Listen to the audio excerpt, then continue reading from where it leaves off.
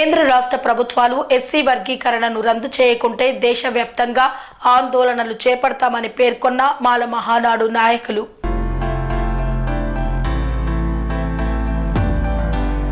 దుబ్బాక పట్టణ కేంద్రంలోని బస్టాండ్ వద్ద జాతీయ మాల మహానాడు తెలంగాణ రాష్ట్ర మాల మహానాడు ఆధ్వర్యంలో నిరసన కార్యక్రమాన్ని చేపట్టారు. కేంద్ర రాష్ట్ర ప్రభుత్వాల దిష్టి బొమ్మలను దగ్ధం చేశారు.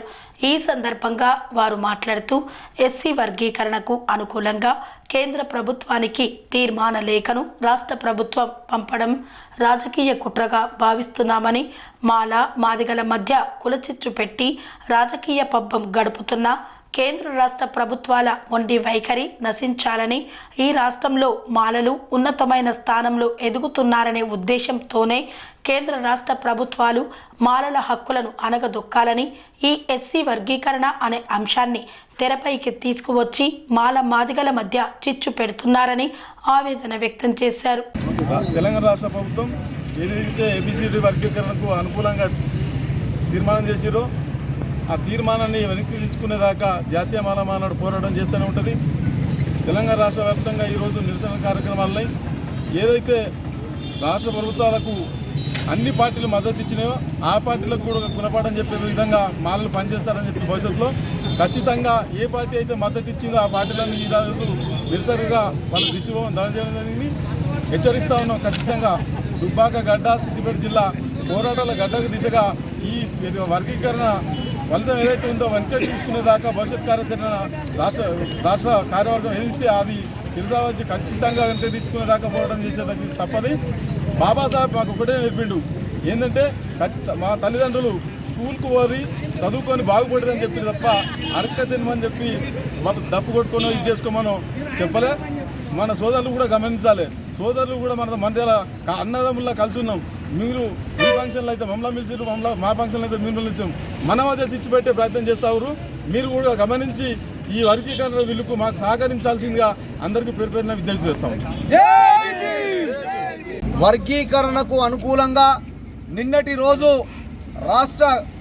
తెలంగాణ రాష్ట్ర ప్రభుత్వం ఆమోదపరిచి వర్గీకరణ అనుకూలంగా వారికి తీర్మానం చేయడం చాలా బాధాకరమైన విషయం. ఈ రాష్ట్రంలో 2010 సంవత్సరంలో సర్వే చేసినప్పుడు ఎంతమంది మాలలు ఉన్నారో ఇప్పుడు 2025లో చేసిన సర్వేలో కూడా అంతేమంది మాలలు ఉన్నారని చెప్పేసి వాళ్ళు కులగణన జనగణన చేయడం జరిగింది. దీన్ని మేము పూర్తిగా ఖండిస్తూ ఉన్నాం.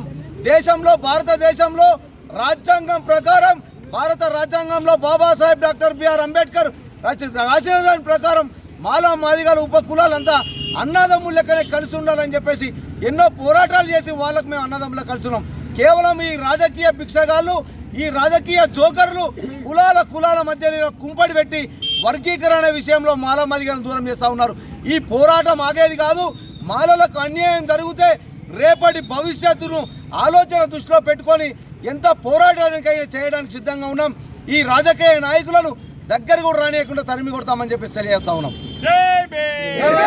పనేసియా మెరిడియన్ హాస్పిటల్స్ ప్రతి సామాన్యుడికి అందుబాటులో అంతర్జాతీయ వైద్య ప్రమాణాలతో వైద్యం, 24 గంటల అంబులెన్స్ సర్వీసుతో పాటు అత్యవసర సేవలతో ఏర్పాటైన చికిత్సా విభాగం. మా దగ్గర గుండె సంబంధిత, మూత్రపిండ, కాలేయ, కంటి జబ్బులకు, మోకాళ్ల శస్త్ర చికిత్సతో పాటు కోవిడ్-19, బ్లాక్ ఫంగస్ వంటి వైరస్లకు, అన్ని రకాల ఆరోగ్య సమస్యలకు నమ్మకమైన అత్యాధునిక వైద్య చికిత్సను అందిస్తున్న హాస్పిటల్ పనేసియా మెరిడియన్ హాస్పిటల్స్. మీ ఆరోగ్య సమస్య ఏదైనా ఇప్పుడు పరిష్కారం సాధ్యం. సంపూర్ణ ఆరోగ్యం కోసం సంప్రదించండి Panacea Meridian hospitals. Opposite Beeramguda Kaman, RCPuram, Sangareddy district. Pin code 502032. సంప్రదించాల్సిన ఫోన్ నెంబర్ 0845524177 మరియు 7893757770.